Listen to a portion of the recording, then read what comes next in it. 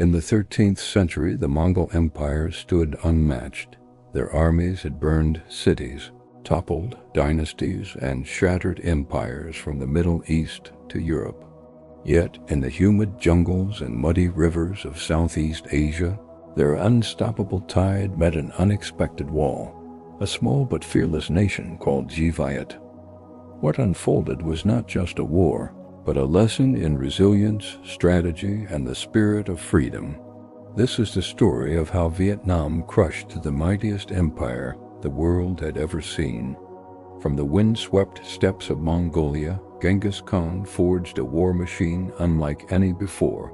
His cavalry moved faster than sound, his generals followed ruthless discipline, and his empire stretched from Korea to Hungary. By the time of his grandson Kublai Khan, the Mongols were no longer nomads. They were rulers of Asia's richest civilizations. Under Kublai's command, the Mongols turned their gaze southward. China had fallen to their might, and the Song dynasty was collapsing. Yet beyond China's borders lay smaller kingdoms that refused submission. Among them, Jivaiyat, the land of the Red River, stood proud and defiant. To Kublai, Jivaiyat was a minor state, a tributary that needed to bow or burn. But he underestimated what every conqueror learns too late. Vietnam was not just a land. It was a spirit born from centuries of resistance. In the 13th century, Jivaiyat was ruled by the Tern dynasty, a family known for unity, courage, and military brilliance. Its people farmed the rice fields, sailed the river deltas, and built their homes beneath the shadows of green mountains and thick forests. The land itself was a weapon, dense, humid, and unforgiving to foreign armies. King Tern Tong had passed his throne to his son, Tern Than Tong, and later to his grandson, Tern Nan Tong. Together, they built an empire of discipline and loyalty. They understood that wars were not won by numbers, but by spirit and terrain. The Vietnamese had faced invaders before, the Chinese dynasties, pirates, and rebels, and each time they emerged stronger. When word spread that the Mongols demanded tribute, the court was divided, submission or defiance. But in their hearts they knew the answer was clear. Freedom was not negotiable. In 1257, the first Mongol army, under Yuri Anka Dai, crossed into Jivaiyat, demanding obedience to Kublai Khan. The Mongols moved swiftly through the northern mountains, burning villages and striking fear into the countryside. Their reputation alone shattered lesser kingdoms. But Jivaiyat was prepared. Tern Tai Tong gathered his generals and ordered a strategic retreat, abandoning the capital Thanglong to avoid open battle. It seemed like surrender, but it was a trap. The Mongols entered the city, only to find it empty, stripped of supplies, and haunted by silence. Then came the counterattack. Vietnamese forces ambushed Mongol patrols in the forests, poisoned wells, and used the swamps as death traps. The invaders, weakened by heat and disease, began to crumble. Within weeks, they were forced to retreat north, their pride wounded, their myth of invincibility shattered. After the first invasion, peace returned, but it was uneasy. The Tern kings knew the Mongols would come again, stronger and vengeful. Preparations began immediately. Fortifications were rebuilt, the navy expanded, and the population trained in guerrilla warfare. Tern Heo, one of history's greatest generals, rose as the protector of Jivaiyat. His leadership combined discipline with patriotism, and his army swore an oath before the sacred river. "We shall rather die than let our country fall." The Vietnamese began stockpiling food, hiding supplies, and building traps along key routes. Years passed, and trade resumed. But behind the peace, a storm gathered on the horizon. When Kublai Khan finally conquered the Song dynasty, he turned his full attention south, determined to punish those who defied him. Kublai Khan, now emperor of the Yuan dynasty, viewed Jivaiyat's defiance as an insult to Mongol supremacy. He dispatched an ultimatum: submit or perish. When the Tern court refused, he prepared an army unlike any before, a massive invasion combining Mongol cavalry, Chinese infantry, and Korean naval forces. In 1284, two great Mongol princes, Togun and Sogid II, led the second invasion. From the north came the cavalry. From the south, ships invaded through Kampa. Kublai planned to crush Vietnam from both sides like a tightening noose. But the Vietnamese were not the same as before. Under Tern Heo, they had studied the Mongol tactics, learned their weaknesses, and prepared to use the land as their ally. Vietnam would fight not for glory, but for survival. In early 1285, Togun's army stormed across the northern borders, capturing key fortresses and advancing toward Thang Long. The Mongols believed victory was inevitable, but every step they took was through traps, ambushes, and guerrilla resistance. The Tern court evacuated civilians, burning fields and cutting off supplies before retreating deeper into the countryside. The Mongols occupied the capital once again, and once again it was empty and barren. Hunger began to spread among the invaders. Meanwhile, Vietnamese forces regrouped along the Red River Delta. Peasants turned into soldiers, fishermen became scouts, and monks blessed warriors before battle. This was no longer a war between empires. It was a war for the soul of a nation. In April 1285, the tide turned at Han Thi. A combined Vietnamese and Khmer force launched a surprise attack on Sogid II's southern army.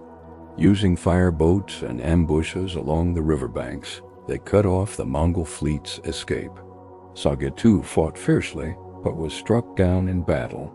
His army collapsed in chaos, their ships burning along the river. News of his death spread like wildfire, igniting hope across Viet. Meanwhile, Tern Heo unleashed a full counter-offensive. The Mongol army, trapped between disease, famine, and relentless Vietnamese attacks, was forced into retreat. Thousands perished in the swamps and jungles.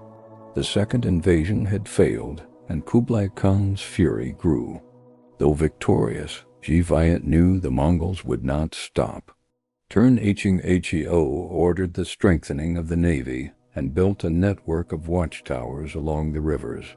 The people worked tirelessly, inspired by victory yet wary of the storm ahead. The king rewarded generals, honored the fallen, and reminded the nation that peace was fragile. The Vietnamese began developing riverine warfare, blending naval tactics with guerrilla speed. They created floating fortresses, fire traps, and deceptive decoys along the Biseech River. Every child, farmer, and soldier contributed to the defense. For the Mongols, it was another campaign. For Viet, it was destiny. In 1287, Kublai Khan launched his largest invasion yet. Led again by Togun and the Admiral Omar, the army numbered over 500,000 men, a mix of Mongols, Chinese, and allied tribes. They believed sheer size would crush resistance. But Vietnam was ready.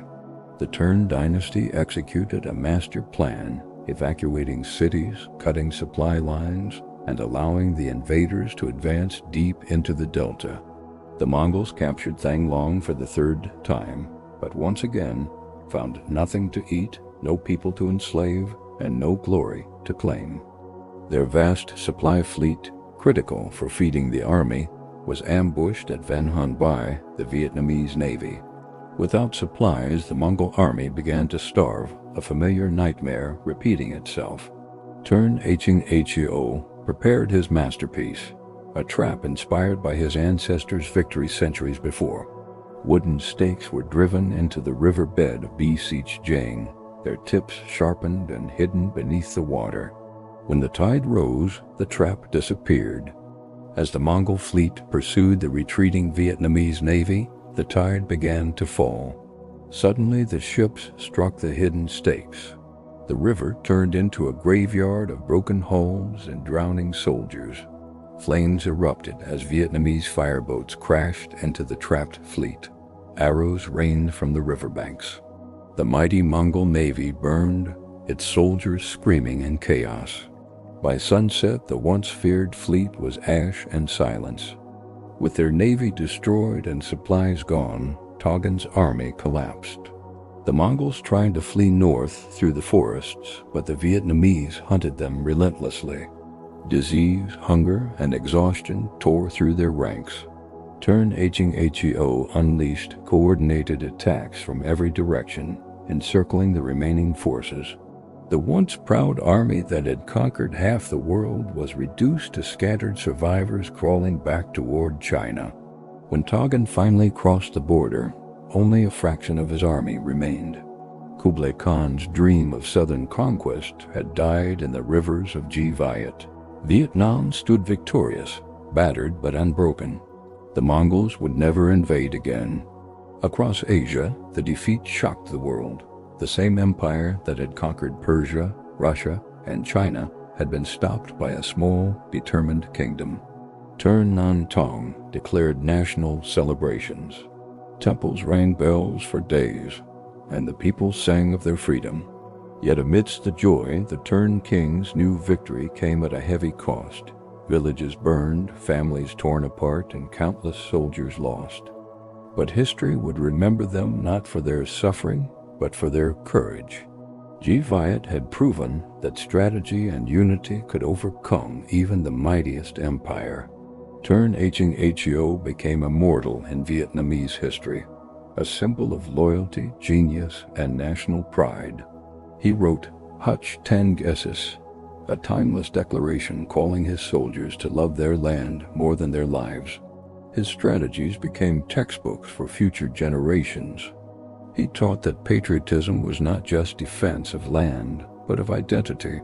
His leadership turned defeat into inspiration and fear into resolve.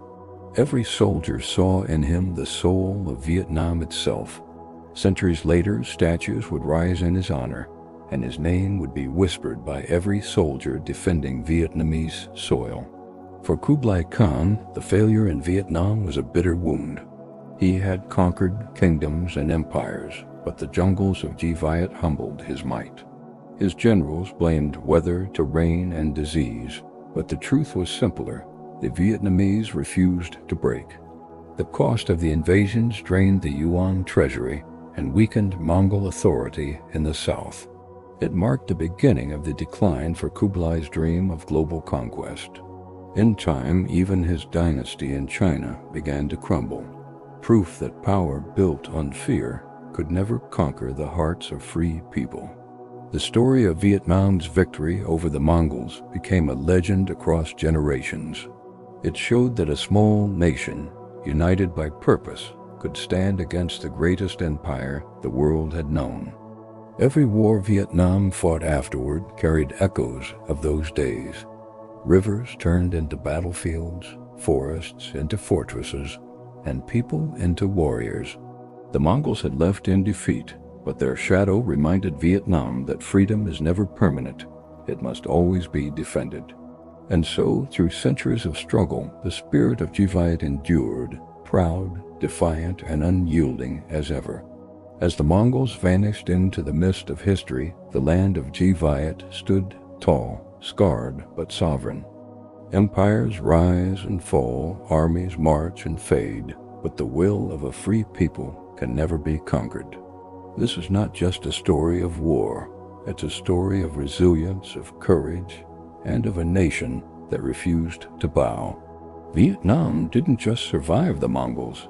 It taught the world a timeless truth, that even the smallest flame of freedom can outlast the mightiest storm.